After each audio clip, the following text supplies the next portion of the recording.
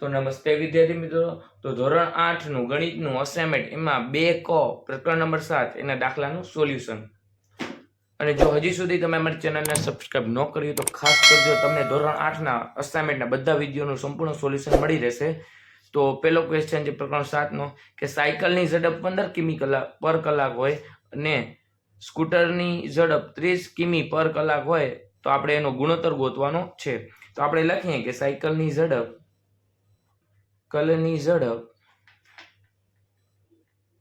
બરાબર કેટલા કીધા છે 15 કિમી પર કલાક, અને એવી જ રીતે સ્કૂટરની ઝડપ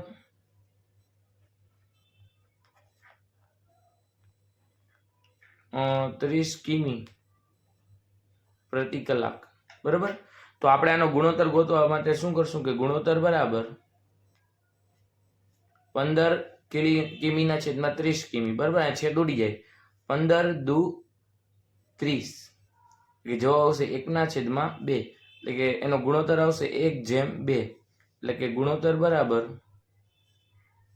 1/2. આ તમારો જવાબ. ચલો એના પછીનો દાખલા નંબર 2 કે શું કીધું છે 5 મીટર અને 10 કિમી આ બે વચ્ચેનો ગુણોત્તર ગોતવાનો છે. તો આપણે મીટર છે અને કિમી છે, તો આપણે કિમીને છે ને મીટરમાં ફેરવી નાખીએ. તો 1 કિમી એટલે 1000 મીટર થાય, તો 10 કિમી એટલે કેટલા થાય? જો 1 કિમી બરાબર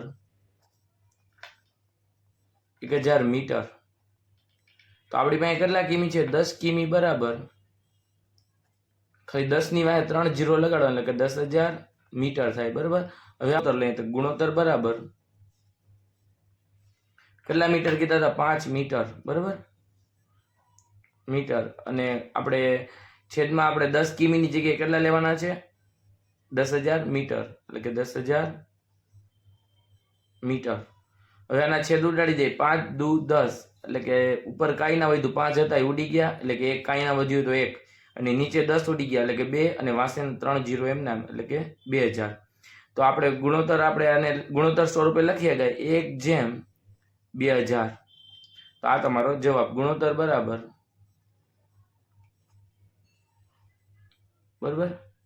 આ તમારો જવાબ. ચલો એના પછીનો દાખલા નંબર 3, 50 પૈસા અને ₹5 નો ગુણોત્તર ગોતો. હવે આપણે 50 પૈસા છે તેને તેમના તેમ રહેવા દઈએ. આ બેના એકમ અલગ અલગ છે, આના પૈસા છે, આના એકમ છે રૂપિયા. તો આપણે રૂપિયાને છે ને પૈસામાં ફેરવી નાખીએ. તો તમને ખબર છે 1 રૂપિયો બરાબર કેટલા પૈસા થાય? 100 પૈસા થાય. બરાબર, 100 પૈસા. તો આપણે કેટલા રૂપિયા છે? 5 રૂપિયા છે, તો એટલે કે કેટલા પૈસા થાય? 500 પૈસા થાય. બરાબર, તો હવે આપણે 50 પૈસા અને 500 પૈસાનો ગુણોત્તર લઈએ કે ગુણોત્તર બરાબર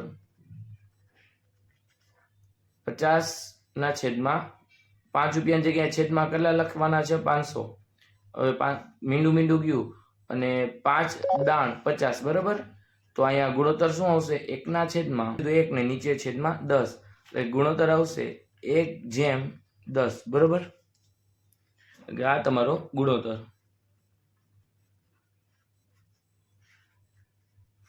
ચલો એના પછીનો દાખલા નંબર 4,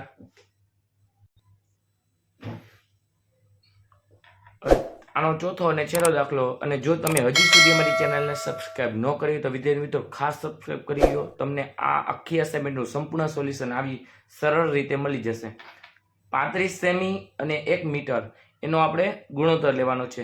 તો સેમી અને અહીંયા છે મીટર, તો આપણે બે એકમ પહેલા સરખા કરી દઈએ. પહેલા મીટરને છે ને સેમીમાં ફેરવી દઈએ. તો તમને ખબર હોવી જોઈએ કે 1 મીટર એટલે કે કેટલા સેમી થાય? 1 મીટર બરાબર 100 સેમી થાય. બરાબર, તો આપણે લખીએ કે ગુણોત્તર બરાબર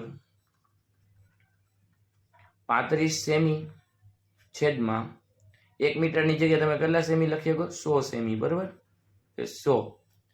હવે આના છેદ ઉડી જાય, 7 પીચા 35, અને આના 100 ના 20 પીચા 100, તો 5 5 ઉડી ગયા, તો આવશે 7/20. હવે આના ગુણોત્તર સ્વરૂપે લખી શકાય 7/20. બરાબર, આનો ગુણોત્તર.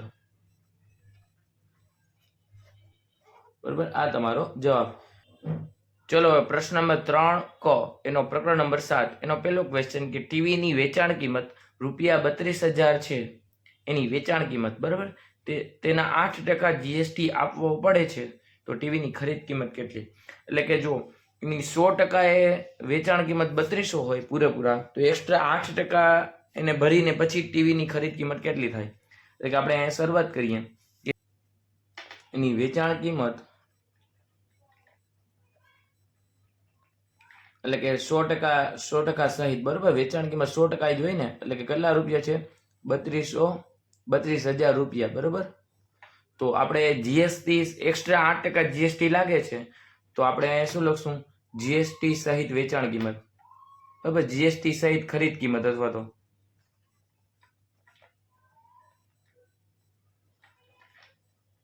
ખરીદ કિંમત બરાબર.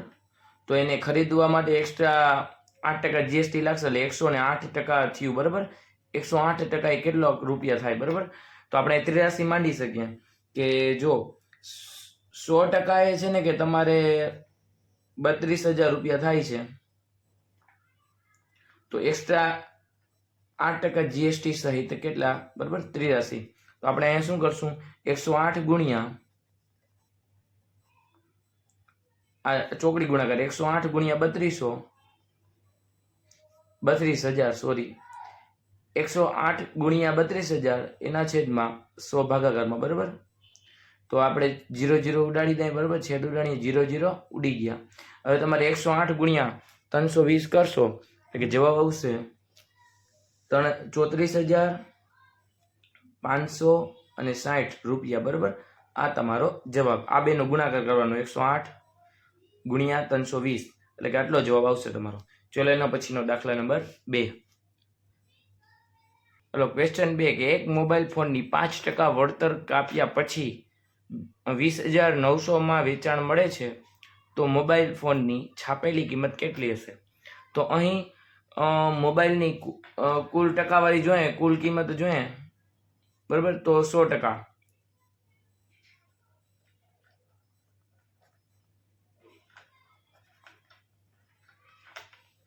ટકાવારી 100% બરાબર.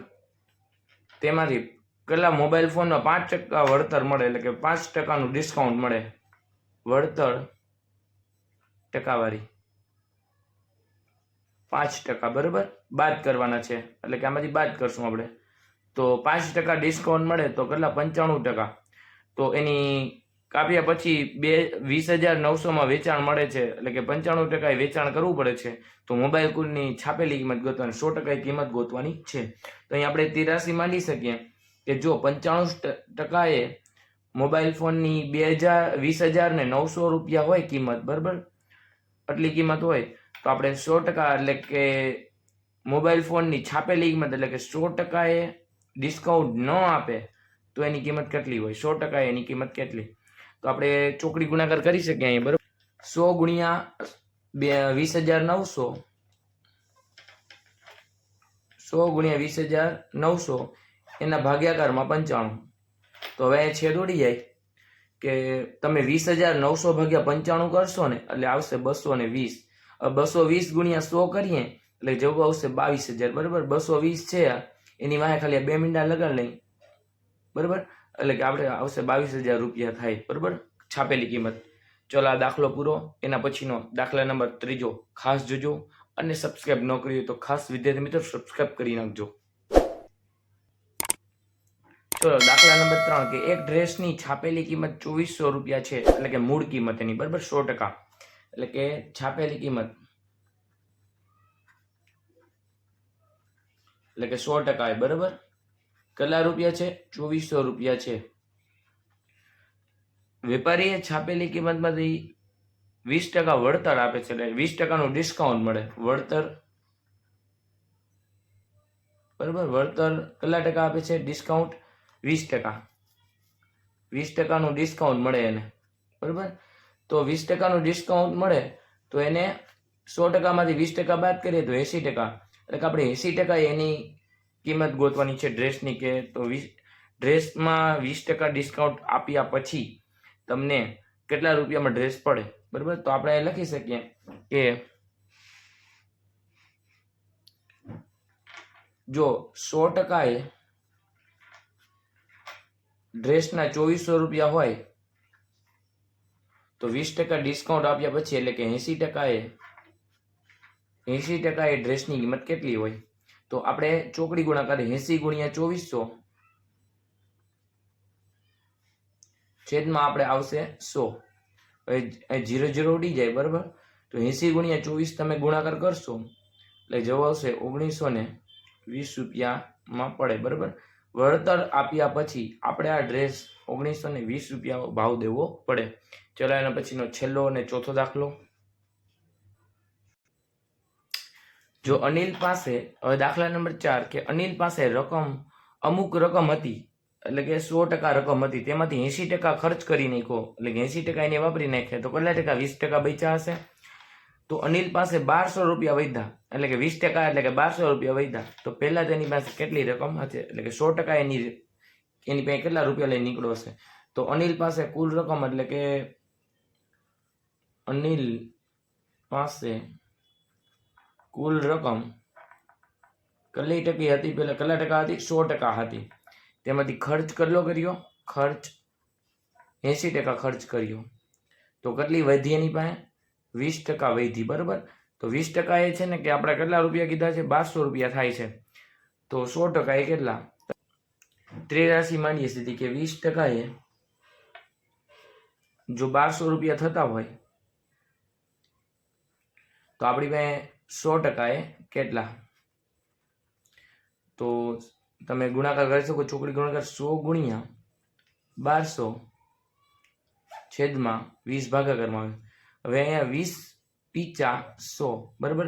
એટલે 1200 ગુણ્યા આપણે 5 કરવાના છે એટલે કે 5 ને 0 વારે ગુણો તો 0, 5 ને 0 વારે ગુણો તો 0 ને 12 પીચા ને 60 એટલે કે 6000 રૂપિયા અનિલ પાસે હશે મૂળ કિંમત બરાબર. ચલો આ દાખલો પૂરો થયો. અને જો હજી સુધી તમે અમારી ચેનલને સબસ્ક્રાઇબ ન કરી હોય તો વિદ્યાર્થી મિત્રો ખાસ સબસ્ક્રાઇબ કરો ને કરો. તમને બધા વિડીયોનું સંપૂર્ણ સોલ્યુશન આ જ યુટ્યુબ ચેનલમાં મળી રહેશે.